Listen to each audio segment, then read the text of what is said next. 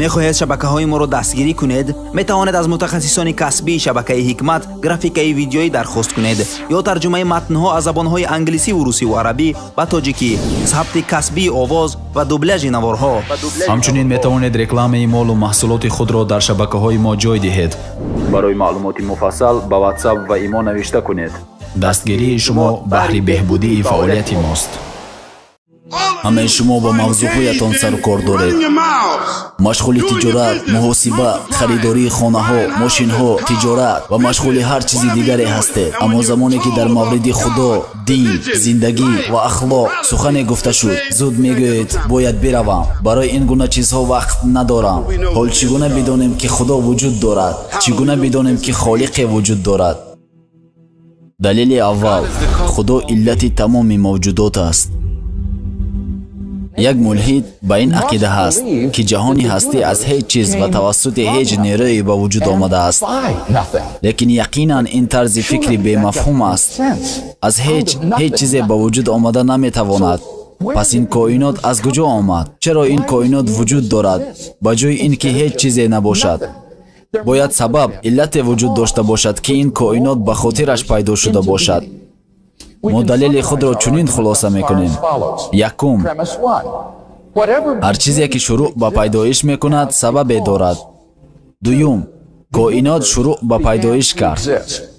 سیوم، بنابراین کائنات دارای سببی هست. پس این سبب باید ماورای زمان و مکان باشد، ذاتی که موجودیتش ضرور و بی‌نیاز و فناناپذیر باشد. دلیل دوم، نشانه‌های دلیلی بر شناخت خدا در آفرینش آسمان‌ها و زمین و در آمده شد شب و روز و در کشتی‌هایی که در دریا می‌روند و سبب نفع مردمند و در بارانی که خدا از آسمان فرو می‌فرستد تا زمین مرده را به آن زنده سازد و جنبندگان را در آن پراکنده کند و در حرکت بادها و ابرهای رام شده میان زمین و آسمان برای خردمندانی که در میابند نشانه هاست. قانونهای منتظمی که در طبیعت وجود دارد شاهدی آن است که هیچ چیزی در پیکره هستی تصادفی نیست. هر چیزی با سنجش تمام آفریده شده است و در پهلوی آفرینش بی‌نقص سیستم حفاظتی بی‌نقص برای همه چیز در نظر گرفته شده است که در یک نظام زیبا برقرار هستند به جای اینکه در هم فرو ریزند. دلیل سوم، معجزه‌های زندگی.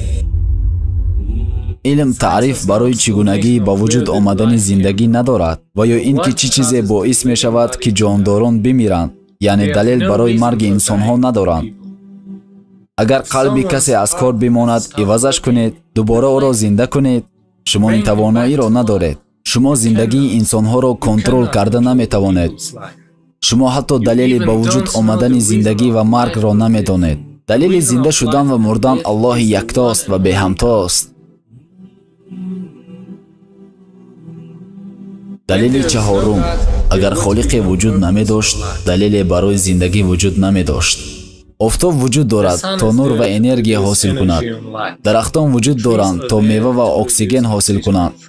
حیوانات برای حاصل غذا و پوشاک هستند. سوال این است که چه کسی این هدف را تعیین کرد؟ چه کسی به آنان دستور داده است که این کارها را انجام دهند؟ هدف زندگی ما چیست؟ برای هر فرد عاقل در حقیقت هر چیزی هدف نهفته است.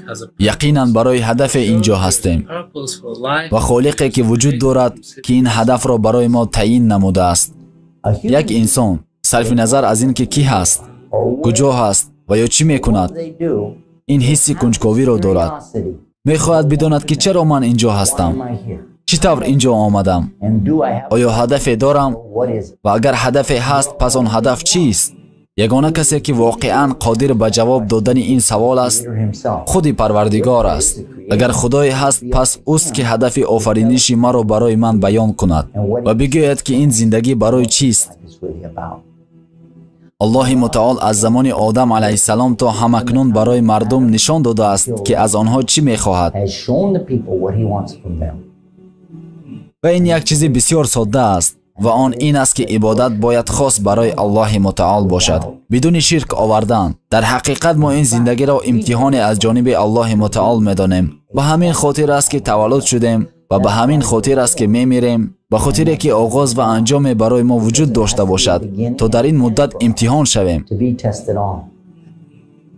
دلیل پنجم، معجزه های قرآن کریم.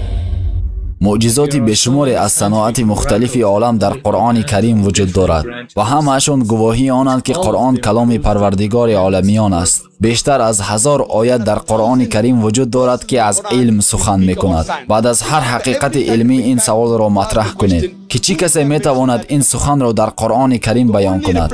یگانه پاسخی که شخص ملحد به شما داده می‌تواند این خواهد بود: خالق، پروردگار، آفریدگار، اختراعکار، استحصال کننده. این خالق را، این آفریدگار را، این اختراعکار را ما مسلمانان الله می‌نامیم.